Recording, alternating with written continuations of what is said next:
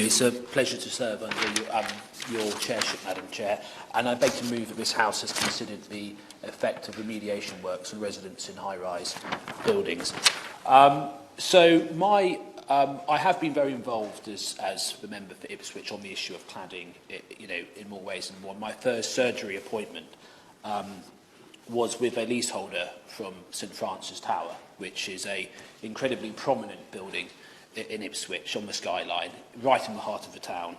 And the first surgery appointment was to do with leaseholder and making sure that the leaseholders didn't have to pay for the remediation works. And on that particular issue, we have actually come quite a long way. And St Francis Tower was one of the first beneficiaries of the Building Safety Fund. So in that respect, we move forward in relation to St Francis Tower. It's a building initially built in the 1960s. There was extensive refurbishment work between 2005 and 2008. And it was in August 2018 that a decision was made that the cladding needed to be replaced. And in September 2018, the work begun.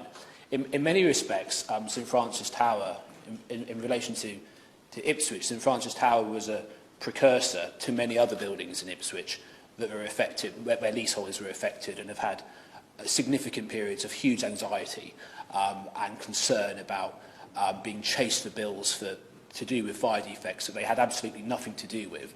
And I commend my honourable friend, the member for Stevenage, for the work that he's done on this.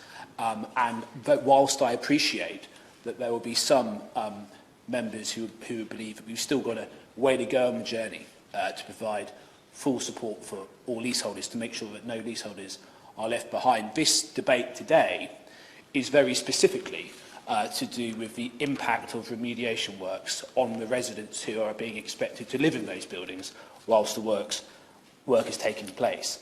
So in relation to St Francis Tower, so it was good news that we were one of an early beneficiary of the Building Safety Fund. That was good. But I think in some respects we've almost become a bit of a victim of the fact that we were such an early beneficiary, because the residents of St Francis Tower have had to endure something that I hope, through debates like this, other residents and other high-rise buildings like St Francis Tower, which is 17-storey, do not have to experience in future if we continue to raise the spotlight on what's happened there. And essentially what happened with Ipswich was, it felt like almost overnight a giant shrink wrap emerged and covered the entire building. And I was absolutely astonished. In fact, a very large number of my constituents just assumed that the residents in St Francis Tower had been relocated somewhere else. They couldn't actually believe that any human beings would be expected to live in those conditions. So, of course, in short order, I visited my constituents in St Francis Tower. I went into 4 or 5 of the flats, some on the top levels, some on the bottom levels.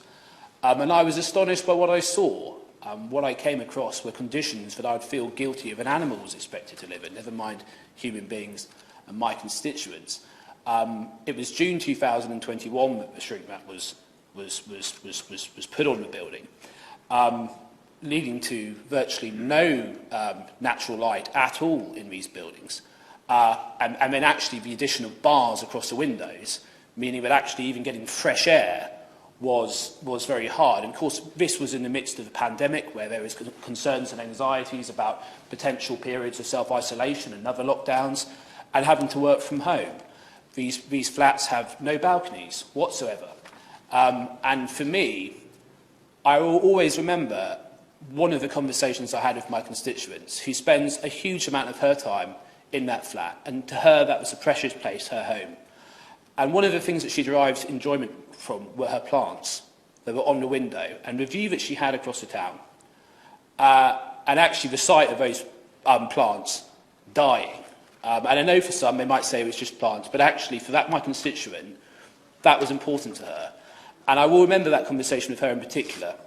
So after that, I was told firstly that block management, who is responsible for the building, and Oanda, which is a company that is carrying out the work, that my constituents were given very little notice that this shrink wrap was even going to go up. Very little notice at all. Initially, they were incredibly difficult to get hold of, incredibly difficult for residents to meet with. So I got involved, and I met with the residents, and I was incredibly vocal in the media. I also thank East Anglian Daily Times, an Ipswich Star, and the BBC Radio Suffolk, because they got their teeth into this as an issue. Emily Townsend, who is a former journalist from East Anglian Daily Times, was particularly passionate about this, and I honestly think it was only through the front pages they ran in their local media that actually brought block management and Amanda to a table at all. And I have to be honest with you, I've long given up on expecting these companies to act in a moral way. I've essentially come to think of it as, on the one hand, they've got the inconvenience and the cost of potentially replacing the street man, and on the other hand, they've got the reputational risk of me continuing to bang on about it in here and the local media to rightly continue to cover it. So they were told that this street map would be up for 12 months. 12 months of living in those conditions, which has led to really serious anxiety problems and mental health problems for many of my constituents. And it's very, very sad that this has been the case. I've raised it in Prime Minister's questions. I've raised it in different departmental debates as well. In fact, I remember talking about it in a summer adjournment debate when, in your previous role, the Minister made a very positive response. So I know that the Minister, even before this debate, even before his current role, has some understanding of this issue and how important it is for me. In essence, the site of St Francis Tower, covered in that shrink wrap, has become a scar in our landscape. And it's something which is incredibly visible every day. And I must say that, in a sense, as the local MP, I also see it as a little bit of a sign of failure on my part. But every time I get back to a town and I see that tower, and I think of the people living inside of it, and also the fact that it's not going to be 12 months. It's now going to be around 18 months, because there's been delays, as is often the case. And my current understanding is that the shrink wrap is likely to be on until December 2022.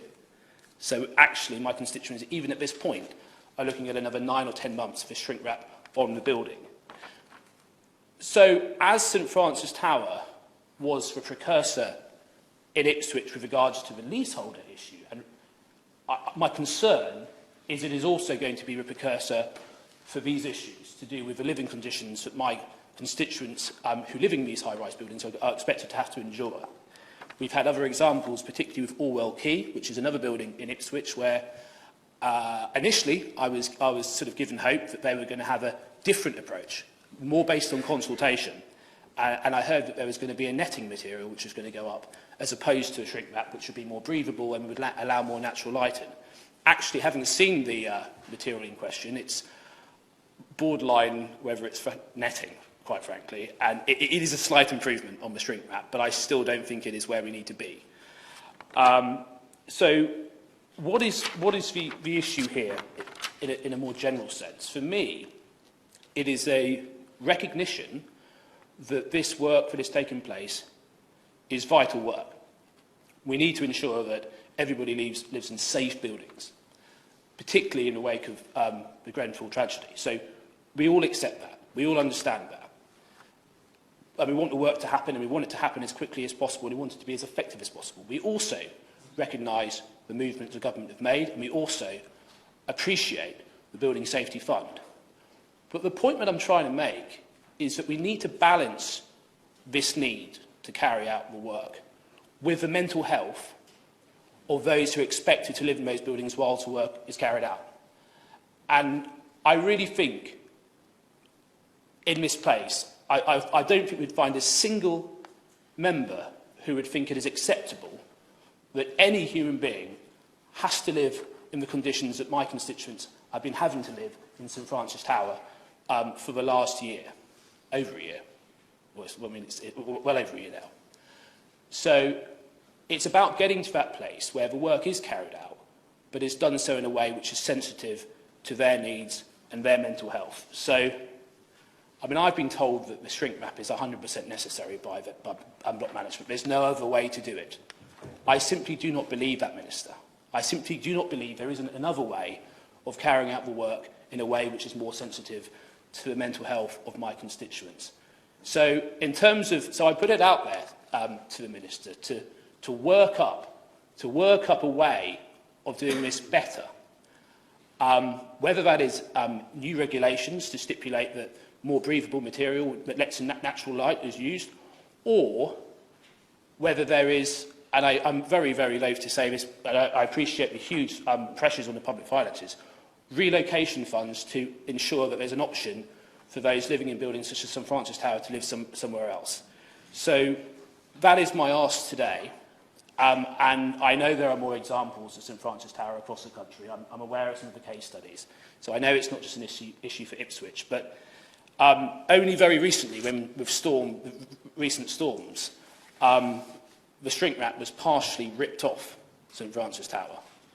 And I've wanted that shrink wrap off the moment I saw it, but not in that way. And actually, that did cause significant distress to a number of my constituents. So, yes, we welcome the Building Safety Fund.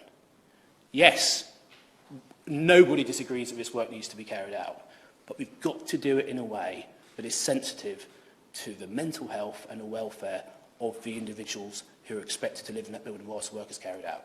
Thank you very much.